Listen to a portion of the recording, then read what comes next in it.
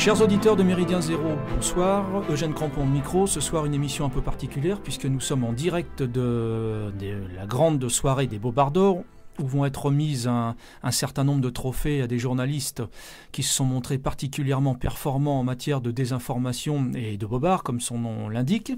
Et pour inaugurer cette émission, nous sommes à quelques minutes du démarrage de la grande cérémonie, présidée par Jean-Yves Le Gallou.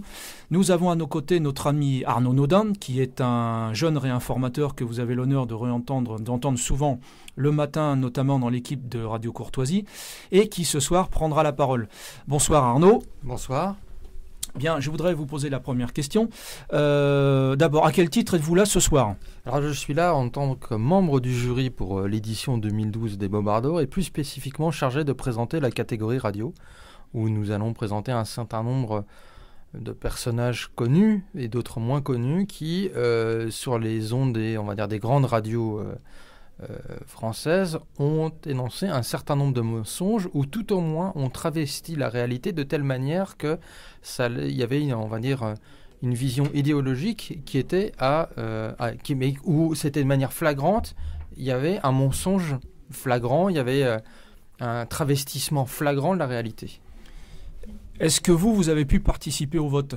Non, moi je n'ai pas participé au vote. Je me suis refusé de participer au vote parce que justement je considérais qu'en tant que membre du jury, je ne pouvais pas me permettre d'influencer le choix des internautes et de ce soir, des participants de ce soir. Bien, combien avez-vous reçu de propositions de candidature pour les nominés de ce soir ?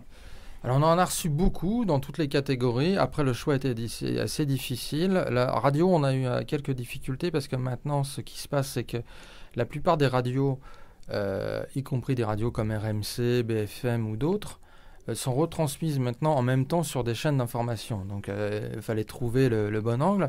Mais sinon, on en a trouvé pas mal.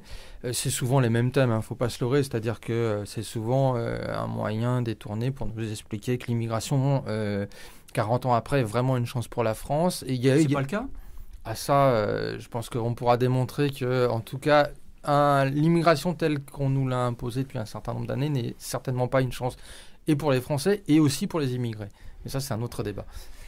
Question subsidiaire, est-ce que les Bobards d'Or ont vocation à soutenir un candidat ? Nous sommes à 5 semaines des présidentielles. Est-ce que les Bobards d'Or s'engagent dans cette pente-là ? Non, pas du tout. L'objectif des Bobards d'Or, c'est de démontrer, c'est de s'attaquer aux mensonges d'un certain nombre de journalistes. Après, libre à chaque personne qui participe ou qui s'intéresse aux Bobards d'Or de faire lui-même son propre choix. Mais en aucun cas, les Bobards d'Or ne prennent parti ou ne vont vouloir prendre parti pour un candidat. Vous citez des choses un peu terribles. Vous dites que certains médias, certains journalistes peuvent mentir. Pourtant, ils ont une charte déontologique. Oui, mais le problème de la charte déontologique, et ça sera peut-être abordé au cours de cette soirée, c'est un joli morceau de papier. Bien. Merci Arnaud Naudin et bon courage pour votre discours. Merci à vous. Nous attendons avec impatience. Merci beaucoup, merci à vous. C'est pas naturel, ce monde nous injecte trop de poison mortel. Faut qu'on se méfie. C'est pas naturel, non. C'est pas naturel, je te dis faut qu'on s'attende au pire. Est-ce que tu la vois comme moi, cette société décomposée qui porte les stigmates de la mort sur son visage? Sous les pavés, y avait la plage, mais sous la plage, c'est l'esclavage. Hélas, j'aurais pourtant voulu vivre dans un monde libre. J'aurais voulu vivre dans un monde libre. Vivre dans un monde libre.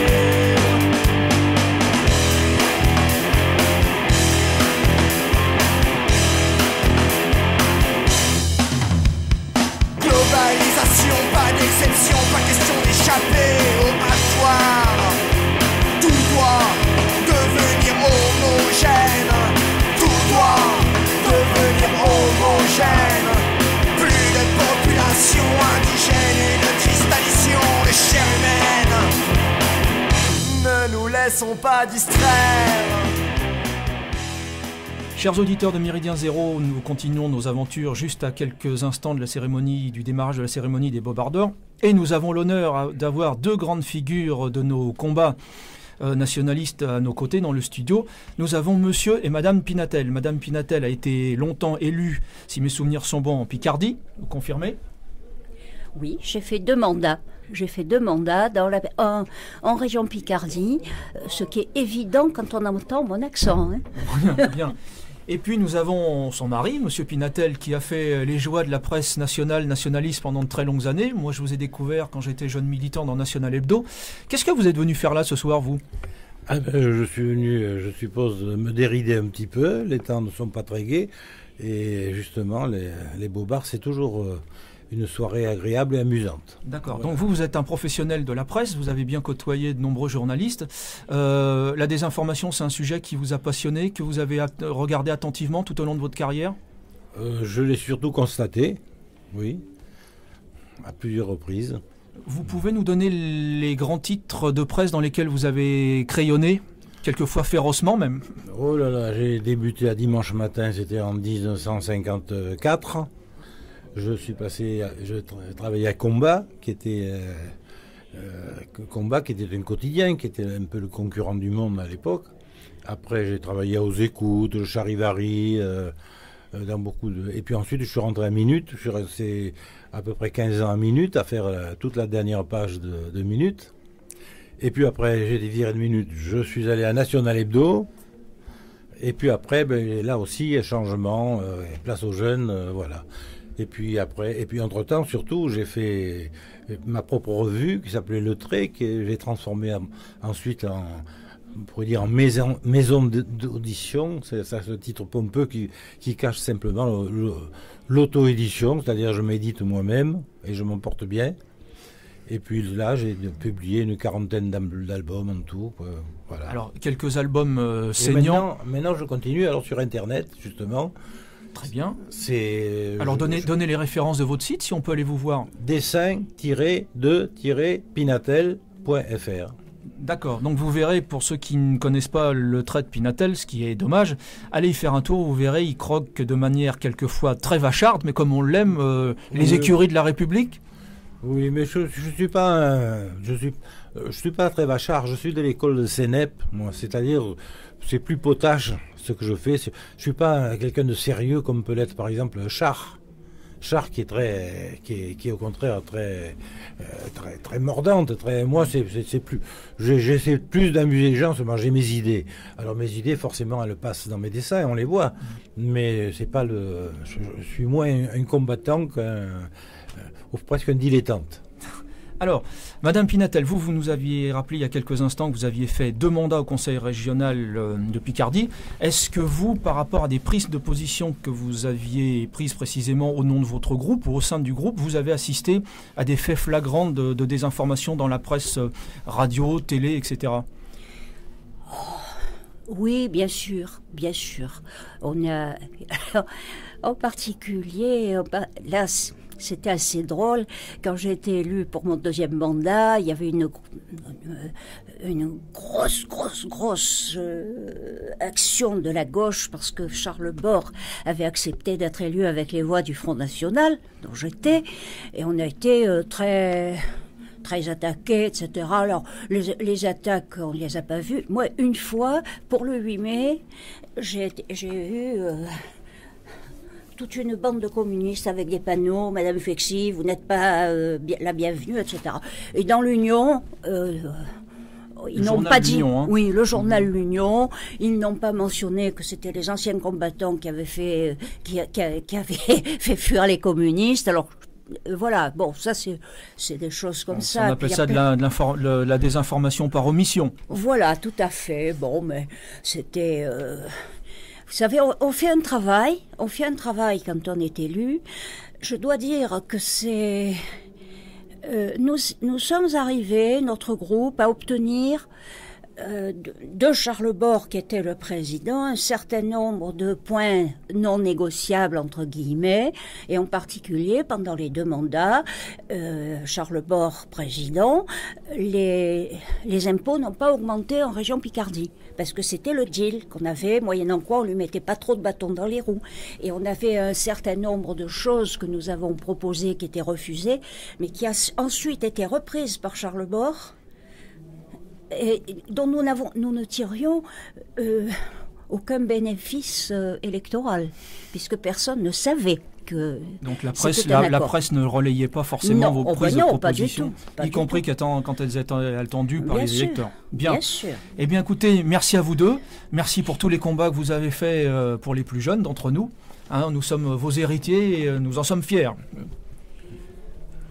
Moi, je voulais rajouter quelque chose par rapport à mon mari qui dit il est potache, il est drôle, c'est vrai, ses dessins sont drôles, mais ce qu'il a de particulier, je trouve, c'est qu'il a toujours d'abord des petits textes explicatifs qui permettent de se remettre, de rappeler ce qui s'est passé, et surtout que ces dessins ne sont jamais basés sur n'importe quoi. C'est toujours basé sur quelque chose qui s'est passé. Il lit beaucoup de journaux, il s'informe, il regarde le BFM et autres, et ça n'est jamais gratuit. Voilà. D'accord. Et ça, je voulais le dire. Bien. Merci. Je marche dans la rue, je vois les gens qui passent. Tout à coup, j'en peux plus. Aujourd'hui, tu me lasses. J'habite dans les vitrines. Ce dont j'avais envie, ça me colle la déprime. J'en peux plus, c'est fini. Depuis que je suis née, on m'occupe, on me distrait. Ça ne suffit plus. Le vide au fond me ronge, les mirages, les mensonges. Moi, je n'y crois plus. Alors nous recevons maintenant Barbara, donc qui fait partie de cette foule des anonymes, entre guillemets, qui est là ce soir. Pourquoi êtes venue, Barbara? Est-ce que c'est quelque chose que vous suivez habituellement? Est-ce que vous êtes sensible à la désinformation de la presse? Alors c'est la énième fois que je viens. Depuis le début, en fait, je suis toujours venue parce que je trouve ça très intéressant. Parce qu'effectivement, la désinformation de la presse, on n'en parle jamais ou très peu. Et je trouve que c'est très très bien de faire une émission sur les Bobards d'Or et de voir un peu ce qui se passe derrière. Est-ce que vous avez voté? Bien sûr. Alors, quels sont vos préférés? Je ne sais pas, je me réserve. J'attends vraiment de voir exactement ce qui va se passer. Un nom quand même, donnez-nous un nom quand même. Non. Vous voulez garder le suspense jusqu'au bout. Oui, absolument. Bon. Est-ce que vous diriez, vous, que la presse, c'est un pouvoir important maintenant en France? Est-ce que vous le ressentez comme ça? C'est un pouvoir qui est décisionnel. On ne peut rien faire sans la presse, malheureusement. La presse, on sait ce qui se passe. Et hélas, malheureusement, il y a beaucoup de gens qui la suivent, qui ne voient que par eux. Et dommage, parce qu'il y a tout un arrière qu'on ne peut pas subsister. Enfin, qu'on ne peut pas... Et du coup, quels sont vos moyens de contre-information? C'est quoi? C'est Internet? C'est certains exemplaires de la presse nationale? Alors, Internet en priorité. J'ai quelques sites sur lesquels je me réfère tous les jours, que je ne regarde uniquement. Et accessoirement, je regarde un peu les infos pour voir ce qu'ils disent par rapport à ces sites. D'accord. Et des exemples de sites? Novo Presse, Synthèse Nationale, Méridien Zéro...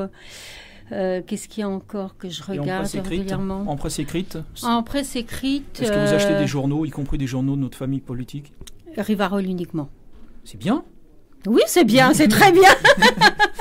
Alors, vous, est-ce que vous diriez que vous êtes une militante, ou ce soir vous êtes là parce que vous êtes une citoyenne indignée qui en a marre justement des bobards permanents de la presse? Je serais plutôt une militante. D'accord. Bien. C'est bien aussi. Ouais, très bien. D'accord, parfait. Merci beaucoup, Barbara. Je vous en prie, merci.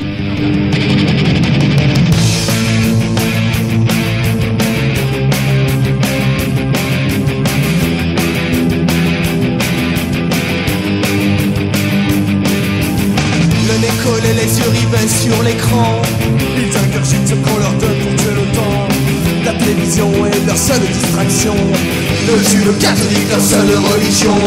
Le mercredi au cinéma et le samedi le remède ça. Les autres sont petits écrans pour les gamins et pour les grands. Ces chaînes en tout, plus celles des câbles et télémors, au paradis. Plus les programmes sont des écrans, plus le public applaudit.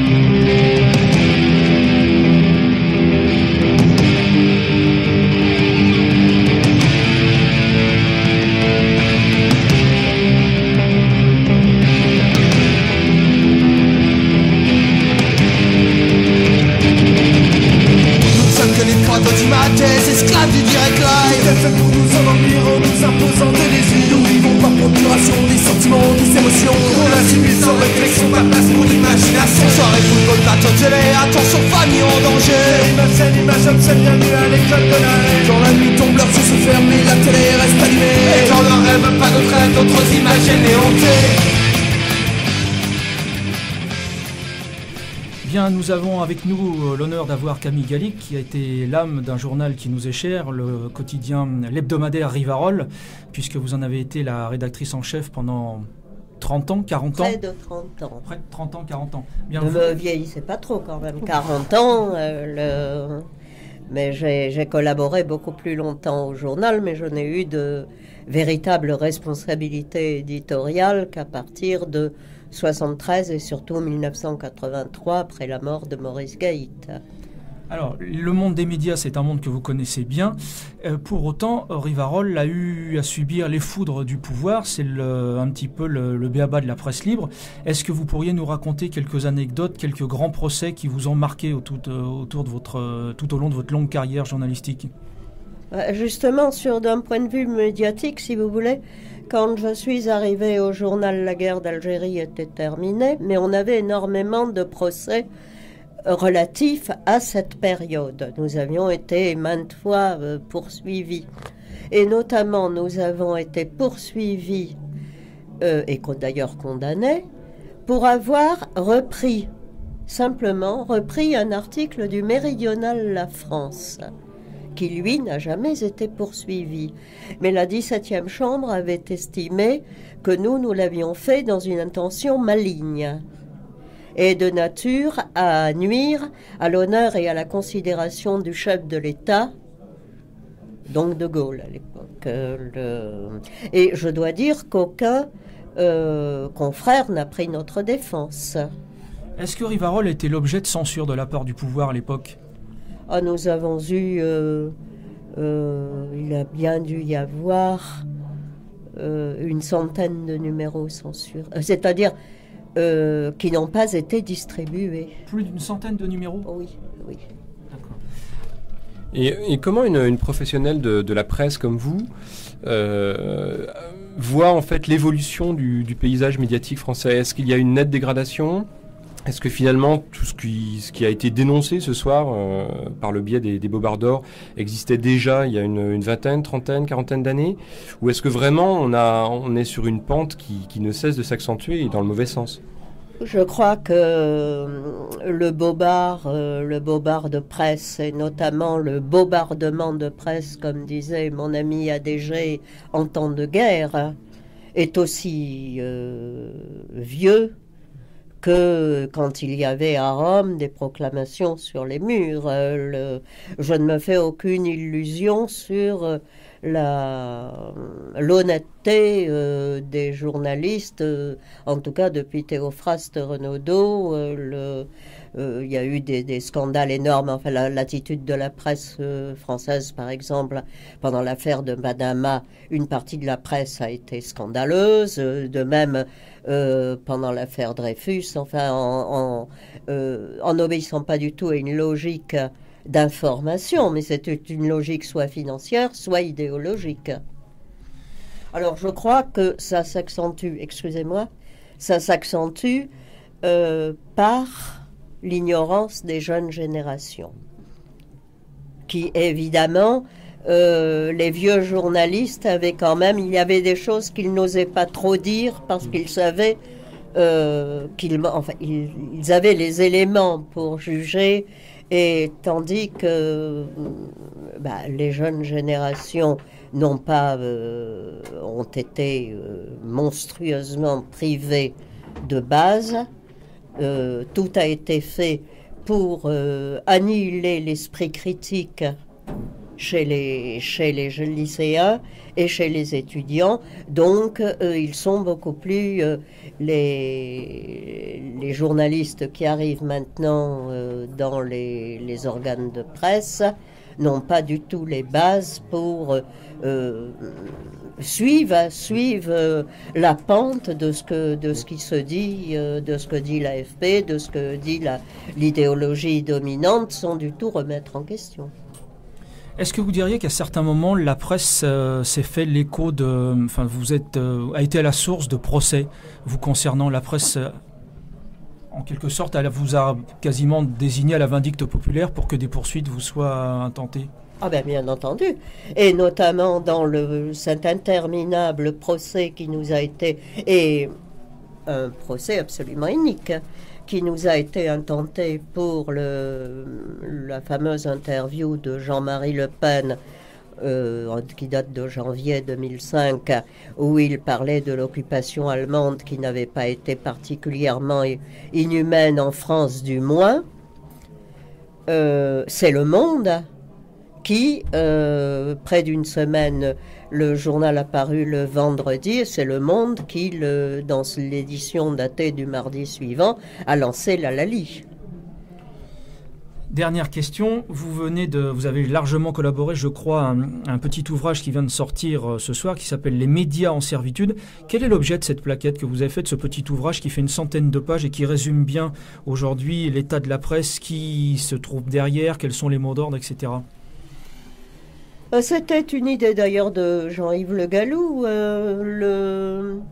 de montrer combien tous les organes de presse, y compris, enfin tous les organes d'information, puisque la presse théoriquement c'est la presse écrite, bien entendu. Tous les organes d'information, y compris ceux sur Internet, comme les sites sur Internet qui se vantent d'être totalement indépendants, sont en fait tenus par les banques et les puissances d'argent. Oui, finalement, on met souvent en valeur l'aspect idéologique. Le poids de l'argent est sans doute le plus fort en fait dans l'orientation de la presse aujourd'hui finalement. Mais je pense que les deux choses ne sont nullement incompatibles parce que le gros argent, comme on disait au siècle dernier, pas de manière très très désagréable évidemment, mais ça n'était pas tout à fait faux. À des buts commerciaux, à des buts financiers et commerciaux extrêmement clairs, c'est-à-dire la standardisation de la consommation. D'abord réduire le citoyen, réduire l'homme à l'état de citoyen tel que, avec des guillemets, tel qu'on l'entend maintenant, et de ce citoyen faire exclusivement un consommateur. Donc, pour qu'il y ait consommation de masse, il faut qu'il y ait standardisation des mentalités, des goûts et des identités, et donc la disparition des identités. Donc, si vous voulez, la logique industrielle et commerciale dans une période de mondialisation comme nous la connaissons, conduit tout naturellement à une idéologie dominante. D'accord. Bien, merci Camille Gallic, et puis encore une fois, un grand merci pour tout ce que vous avez fait pour les jeunes nationalistes de notre génération. Le petit livre dont on me parlait si gentiment a été signé de mon pseudo de Claude Lorne. Alors j'ai gaffé.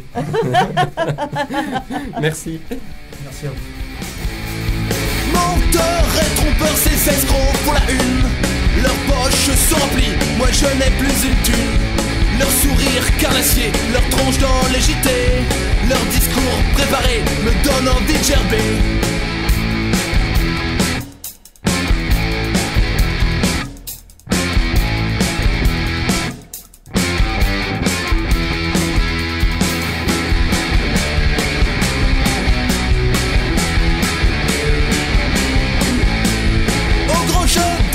Je les regarde gesticuler, guignol aux infos, pantin désarticulé. Du pain et des jeux, voici leur médecine. Violence, délinquance, alimente la machine.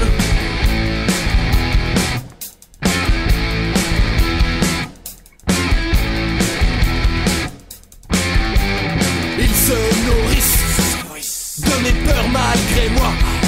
Ils font leur beurre, ils se nourrissent de mes peurs.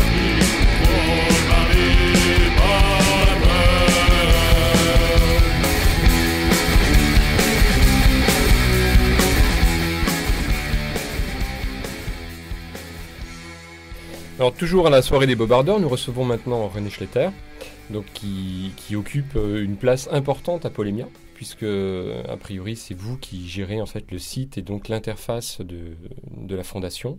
Qu'est-ce que vous pouvez nous en dire un petit peu sur le travail que ça représente? Alors, nous nous efforçons. Premièrement, je vais vous dire un petit peu ce que notre objectif avec Polémia, avec la lettre de Polémia, avec le site de Polémia. Notre objet n'est pas de faire de la politique au sens strict du terme. Notre objet n'est pas de faire de la propagande. Notre objet réside essentiellement à fournir à des lecteurs le plus nombreux possible, puisque les sites sont consultés, on n'en a pas la maîtrise, de fournir donc aux lecteurs du site Polémia, de fournir soit des informations qui sont un petit peu hétérodoxes par rapport à ce qu'on voit dans la presse tous les matins. Alors, j'y reviendrai peut-être tout à l'heure, soit de la réinformation, comme le fait si bien le bulletin de réinformation de Radio Courtoisie avec Jean-Yves Le Gallou, soit des choses totalement nouvelles sur des sujets pas traités en France, pas traités parce que ça se passe à l'étranger, parce que c'est décrit par la presse étrangère. Alors vous voyez tout de suite qu'à partir de là,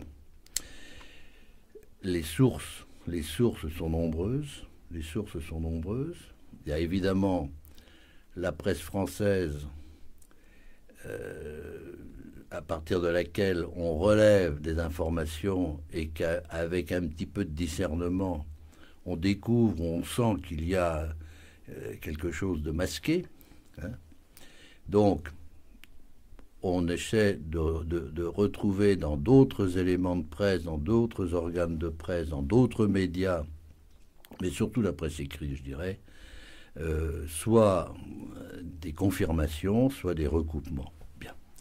Mais on fait pas à Polémia, on n'est pas un site d'information, c'est-à-dire on n'est pas un site comme peut l'être, par exemple, de Souche, qui fait de l'information à heure par heure, au jour le jour, comme Novopresse, qui est une agence de presse, et qui fait, etc. Non, nous, ce que nous faisons, on est plus, je dirais, on est plus littéraire, c'est-à-dire que nous présentons des articles qui sont longs, qui sont écrits, évidemment, et qui développent un sujet ou développent un projet. Voilà. Est-ce qu'on peut dire que c'est plutôt une analyse qui s'adresse à des élites, à des chefs d'entreprise, à des élus, ou ça s'adresse à toute personne par définition? La cible? Ça, c'est très compliqué.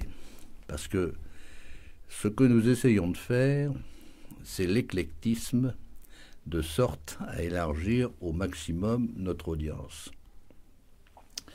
Nous ne voulons pas une audience strictement intellectuelle, dans le bon sens du terme. Nous ne voulons pas non plus faire de l'information, comme je vous le disais, sur des faits divers qui ont un intérêt mineur. Même des faits divers qui, comment dirais-je, qui touchent les grandes questions du jour. On a parlé de l'immigration tout à l'heure. Il y a des sites spécialisés pour ça. Il y a l'Observatoire de l'islamisation, il y a un tas de choses. Bon, ça, c'est pas notre problème. En revanche, par exemple, un des derniers dossiers que Polémia a mis sur son site, c'est les travaux d'un colloque qui s'est tenu il y a un petit mois, qui avait pour thème le coût de l'immigration. Alors, c'est un peu technique, mais d'un autre côté, on le traite de telle façon que c'est quand même lisible par beaucoup de gens. Est-ce que vous avez des retours, par exemple, alors je ne parle pas de notre mouvance idéologique, parce que je suppose que la plupart des gens sont acquis à ce que vous écrivez, en règle générale, mais est-ce que des gens, par exemple, à la frange de ce qu'on pourrait appeler la droite parlementaire, est-ce que de temps en temps, vous avez des retours de gens qui vous disent « vous nous avez été précieux, vous nous avez donné des argumentaires, ce que vous écrivez, c'est vrai, etc. etc. » Alors, sans trahir des secrets d'État. Non, bien sûr. Alors, assez peu. Mais je crois que ça, c'est un peu le vice, si vous voulez, le vice de l'Internet. c'est que je consulte beaucoup de sites, je regarde beaucoup de sites, ne serait-ce que pour rechercher les informations. Et je lis toujours, pas tout parce que j'y passerai mes nuits, mais je lis notamment les commentaires qui viennent de la part des lecteurs à propos de tel ou tel article présenté par tel ou tel site. Bon, ces commentaires sont assez pauvres en règle générale, c'est très rare. Bien. C'est d'ailleurs pour ça que nous, ça a été une de nos options quand Polémia a été créé il y a 10 ans, en 2002, de ne pas justement donner la parole aux commentaires, si je puis dire. Parce que d'abord, il faut les gérer, et puis c'est pas très intéressant quand vous voyez. Alors, les retours, on en a un petit peu, mais assez peu. Alors, quand on a un retour, en général, c'est quelque chose de sérieux. Des gens qui nous disent, ben là, vous vous trompez. Moi, je vois ça plutôt différemment. Mais notre propos n'est pas non plus de faire une plateforme d'aller et retour avec les lecteurs, parce que c'est ingérable. Ou alors il faut des moyens considérables. Quels sont les... Bon, vous l'avez dit, c'est vrai que Polémia vise l'éclectisme. Un des avantages d'Internet est quand même de pouvoir mesurer, par le biais des consultations, un petit peu quel est le secteur, ou en tout cas la thématique qui semble intéresser le plus les lecteurs. À ce niveau-là, au niveau de Polémia, quelles sont en fait les munitions intellectuelles qui marchent le mieux? C'est-à-dire que l'éclectisme dont je vous parlais tout à l'heure, il vient par notre volonté. C'est-à-dire que pour essayer d'élargir au maximum le nombre de lecteurs, on traite aussi bien des choses qui sont françaises, franco-françaises, intérieures, que des phénomènes qui peuvent se passer à l'étranger. Bon, je passe par exemple assez souvent sur le site, enfin je passe, qualité de Polémia bien évidemment, je passe des articles de la presse américaine. Vous connaissez peut-être un bonhomme qui s'appelle Paul Craig Roberts, qui est un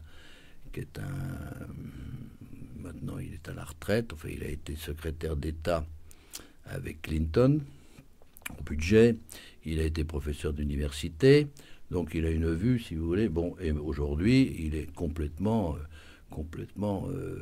opposé au système américain dirigé par Obama. Bien, bon, après, on ne va pas développer ça parce que ça c'est pas l'objet, mais donc il fait des articles qui sont d'ailleurs assez forts, assez puissants sur tout ce qui se passe au Moyen-Orient, ce qui s'est passé en Libye, ce qui se passe en Syrie, comme vous l'avez dit tout à l'heure, je ne sais plus lequel des intervenants, où l'information de tous ces pays lointains, et ils ne sont pas tellement lointains parce qu'ils sont à 3 heures d'avion finalement, mais je veux dire, où la censure existe, où il y a deux formes de censure. Il y a la censure locale et puis il y a la censure chez nous. Je veux dire, c'est assez extraordinaire de voir ça.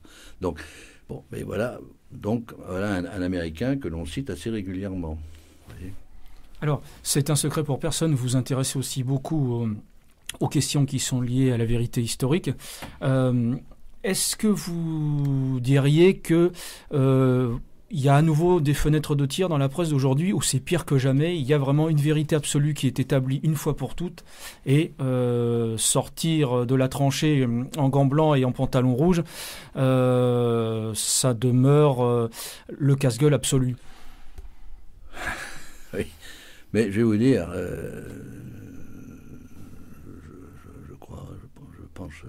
je crois ce à quoi vous pensez plus exactement, mais je crois que c'est un phénomène général. On le constate. On n'en a pas parlé ce soir, mais on a une oligarchie politique, une oligarchie d'État qui regroupe donc assez peu de monde, dont les députés sont exclus d'ailleurs, puisque les députés ne marchent que sur ordre, on le voit bien dans tous leurs votes. Et on voit bien que à chaque fois qu'il se passe quelque chose, la réaction de cette oligarchie, d'autres diront l'élite, puisqu'on parle de nos élites autoproclamées bien sûr, et le peuple sont complètement différentes. On le voit, on l'a vu avec l'histoire de Halal, on y a passé. Bon, je veux dire, le peuple, on le voit bien, il n'a pas envie de bouffer de la viande traitée sous le régime du Halal. Bon, les raisons, on ne va pas les chercher, on ne va pas les exposer. Il n'en a pas envie. Alors qu'on nous explique, alors on nous fait un tas de mensonges via les médias, et je veux dire qu'on nous enferme dans une police avec une police de la pensée. Mais ça, je n'invente rien en disant ça, je découvre rien, vous le savez aussi bien que moi, qui fait que, y compris dans les mécanismes d'histoire, vous avez vu le dernier. Moi, j'en avais déjà entendu parler, vous avez vu, c'est sorti dans la presse il y a 1 ou 2 jours, les fameux combats de la résistance au plateau des Glières. Je ne sais pas si vous avez vu ça. Bon, où on a complètement déformé le truc. On a dit que 12 000 soldats allemands avaient pris d'assaut le plateau des Glières. Le type qui a écrit ça ne sait pas ce que représente une armée de 12 000 hommes. Ça ne se promène pas comme ça, comme une patrouille de service en gare. Hein. Bon, enfin, je veux dire, bon. Donc, je veux dire qu'il est certain qu'aujourd'hui, on vit dans des vérités absolues. Alors, pour un tas de choses, y compris... Vérité historique ou vérité politique? Non, vérité politique, voilà, absolument. Bien. Merci René Schletter. Voilà, écoutez, merci à vous.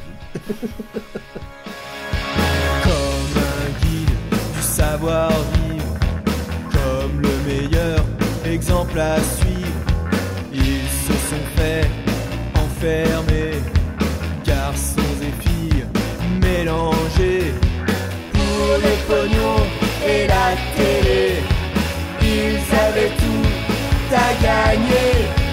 Bye bye cobaye, Cobaye de la télé en tots, bye bye cobaye, cobaye des médias la provoque, bye bye cobaye, cobaye de la télé en tots, bye bye cobaye, cobaye des médias la provoque.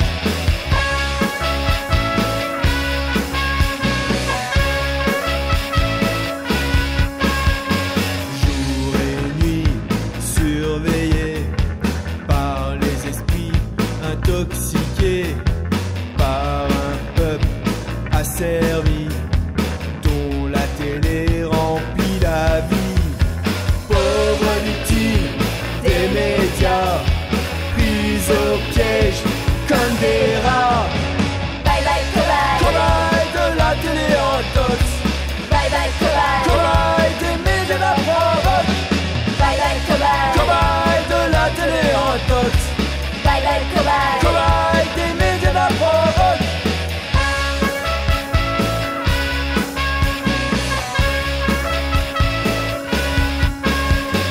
Comme des cobayes de labo, sujet de dissection de toute discussion, pour les yeux de la nation, vos ébats sont filmés, vos joies, vos peines sans pitié, tout au crible est passé.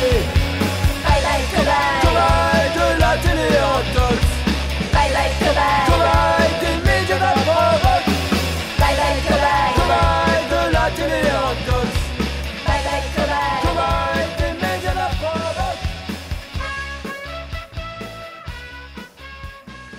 Et donc, évidemment, nous gardons le meilleur pour la fin. Donc, avec nous, Jean-Yves Le Gallou. Bonsoir. Alors, cette soirée, heureux? Je pense qu'il y a eu des bobardeurs méritants qui ont été récompensés. Je pense en particulier à Rémi Flimelin, le président de France Télévisions, qui a obtenu un Bobard d'or pour avoir projeté à une heure de grande écoute, 2 soirs de suite, un film sur Toussaint Louverture, en présentant ce film comme un film historique, alors que c'est une fiction mensongère où on accumule les contre-vérités historiques.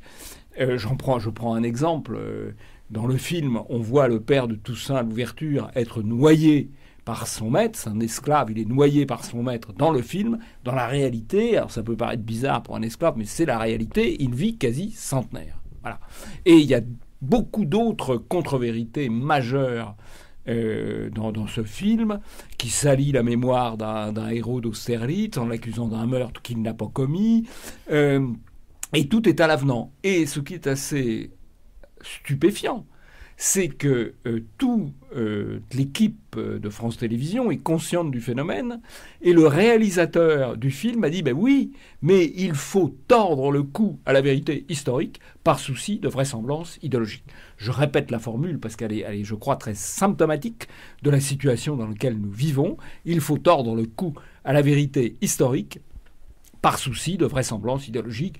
Je crois que ça méritait un vrai bobard, un bobard d'or, donc qui sera remis à M. Rémy Flimelin, président de France Télévisions.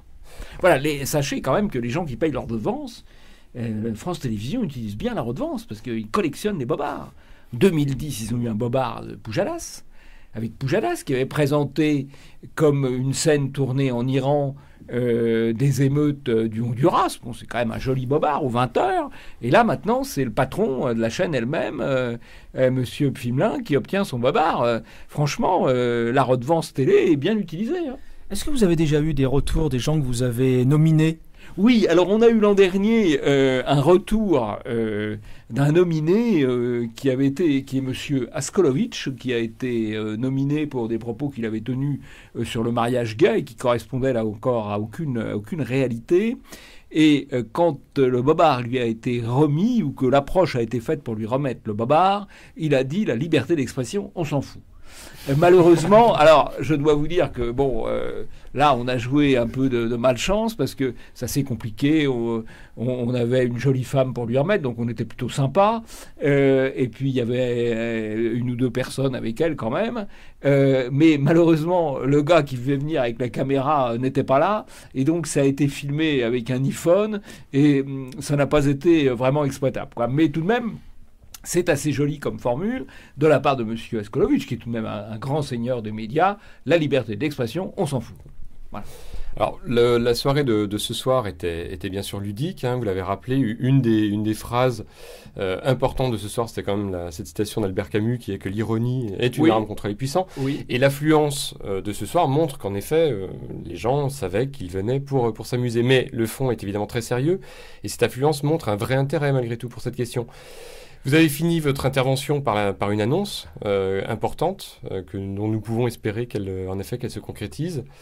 Elle se concrétisera. Donc cette annonce est un observatoire ? Oui, un observatoire des journalistes et des médias, de façon à ce que les gens qui lisent un article d'un journaliste, qui éventuellement se trouvent attaqués par un journaliste, puissent mettre cela en perspective en fonction de ce qu'a été la formation du journaliste, de ce que sont ses engagements idéologiques ou politiques. Encore une fois, les journalistes ont le droit d'avoir des engagements idéologiques et politiques, mais je crois que... Alors, ils sont toujours un peu du même côté, d'ailleurs, mais ils ont le droit d'avoir un engagement idéologique et politique, mais je crois que leurs lecteurs, leurs auditeurs, leurs spectateurs ont le droit de connaître ces engagements. Et donc, c'est ce que nous allons faire. Nous allons faire de la traçabilité.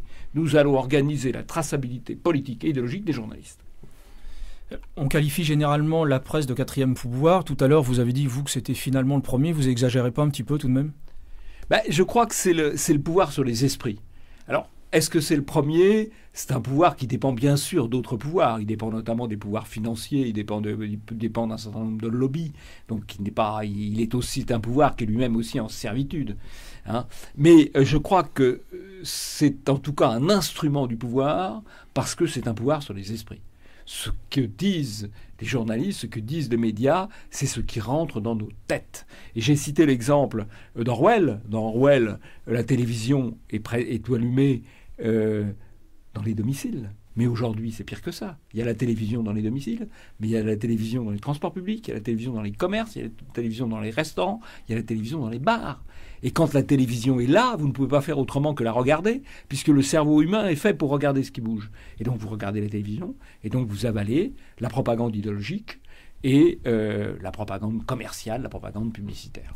Mais est-ce que ce combat pour essayer d'obtenir finalement une presse et une information qui soient un peu plus rigoureuses. Est-ce que ce combat n'est pas perdu d'avance dès lors que les anticorps que la population pouvait développer, les anticorps idéologiques, sont totalement détruits par d'autres institutions, et je pense là évidemment à l'Éducation nationale par exemple? Oui, écoutez, alors ça, je peux pas vous démentir là-dessus, mais à chacun de livrer sa... Nous occupons quand même principalement une ligne de front, qui est la ligne de front médiatique. Polémia est généraliste, on publie aussi un certain nombre de textes sur l'éducation nationale, mais une de nos spécialités, c'est de combattre la tyrannie médiatique. L'éducation nationale, c'est vrai que c'est très important. Mais si vous voulez, alors là-dessus, moi, j'ai un petit front. Je m'occupe d'essayer de transmettre un peu de culture à mes petits-enfants. Je reconnais que c'est très artisanal. Mais bien sûr, il faut se battre sur tous les fronts, bien sûr. Imaginons que demain nos idées triomphent et arrivent au pouvoir. Qu'est-ce qu'on pourrait faire pour que la presse devienne, disons, honnête et objective? Est-ce qu'il faudrait la museler de temps à autre? Est-ce qu'il faudrait rétablir un peu de censure, comme le faisait le général de Gaulle, qui pourtant n'était pas un dictateur, il le rappelait lui-même? Est-ce qu'il faudrait leur sucrer leur dotation de fonctionnement annuelle? Est-ce qu'il faudrait leur interdire d'avoir des annonceurs? Est-ce que vous avez une recette, Jean-Yves Le Gallou? Écoutez, je crois que la principale recette, ce serait de les rendre indépendants de la publicité. Je pense que le mal absolu, c'est l'argent publicitaire. Voilà. Et que les médias ne sont pas libres, contrairement à ce qu'on raconte, c'est une vaste blague. Les médias dépendent à la fois des forces idéologiques dominantes. Or, dans l'hypothèse où le pouvoir basculerait, c'est que les forces idéologiques dominantes auraient changé. Donc ça, c'est quand même un premier élément. Et ils dépendent secondairement ou en même temps, des forces financières, des forces publicitaires. Donc là, si les médias étaient payés par leurs lecteurs, eh bien, ils seraient très différents. Voilà. Alors, j'ai une question qui est hors bobard d'or à vous poser, mais on a l'impression qu'actuellement se monte peut-être un grand bobard d'État autour de ces fameux attentats de Toulouse et de Montauban dont vous nous avez parlé. Est-ce que vous craignez une provocation style Carpentras, style Copernic? Écoutez, je pense qu'il faut, dès qu'il y a un événement avec une forte charge émotionnelle, il se prête à la manipulation et à la récupération. C'est un fait objectif. Voilà. Maintenant, il faut voir comment les choses vont évoluer. Je crois que de toute façon, la bonne attitude vis-à-vis des médias, quel que soit le sujet d'ailleurs, c'est une attitude de doute. Il faut savoir que les médias disent parfois la vérité, mais mentent souvent. Donc il faut regarder, il faut écouter ce qu'ils disent avec beaucoup de prudence et beaucoup de doute. Je dirais dans ce cas-là, comme dans d'autres, c'est vrai que ce cas-là peut faire penser et qu'il y a eu déjà des tentatives de récupération dans l'esprit de ce qui s'était fait à propos de la profanation du cimetière de Carpentras ou dans l'esprit de ce qui s'est fait lors de l'attentat de la rue Copernic. Bien, chers auditeurs, merci Jean-Yves Le Gallou, merci pour cette belle soirée avec beaucoup d'affluence, beaucoup de visages amis, beaucoup de personnes qu'on n'avait jamais vues, donc ce qui prouve qu'il y avait un intérêt à être là ce soir. On vous donne rendez-vous en 2013 ? Absolument, 2013, pour les Bobards 2013, je pense en mars, peut-être le jour du printemps, puisqu'aujourd'hui c'était le jour du printemps, je voudrais que ce soit le printemps de la liberté dans les médias. Beau symbole, merci à vous. Merci.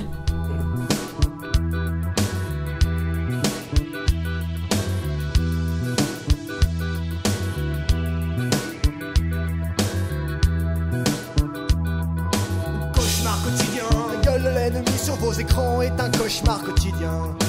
Cauchemar quotidien. La gueule de l'ennemi sur vos écrans est un cauchemar quotidien.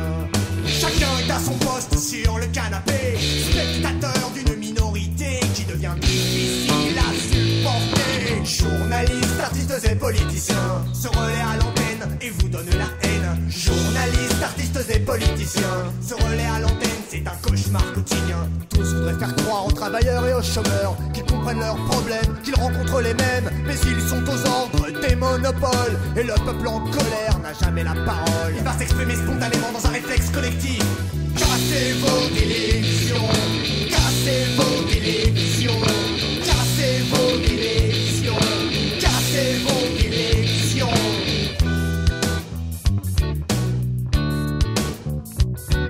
De belles poupées et des bouffons intelligents se relaient à l'antenne et vous donnent la haine. De belles poupées et des bouffons intelligents se relaient à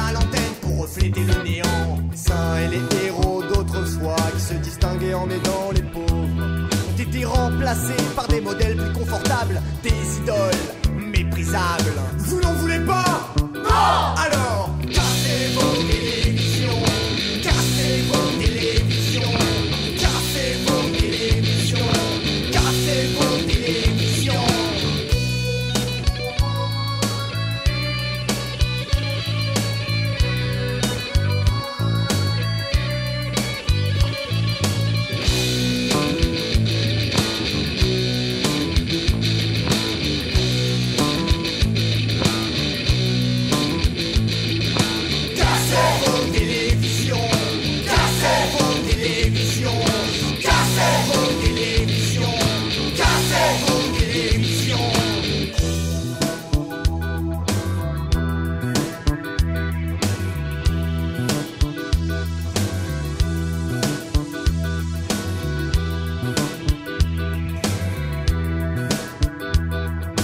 Cauchemar quotidien, la gueule de l'ennemi sur vos écrans est un cauchemar quotidien.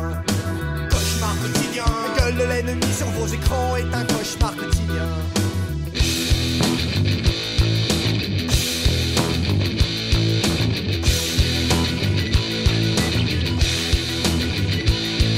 Le rictus hypocrite, les boucles dominées, tout me déplaît chez ce présentateur parfumé, d'origine contrôlée.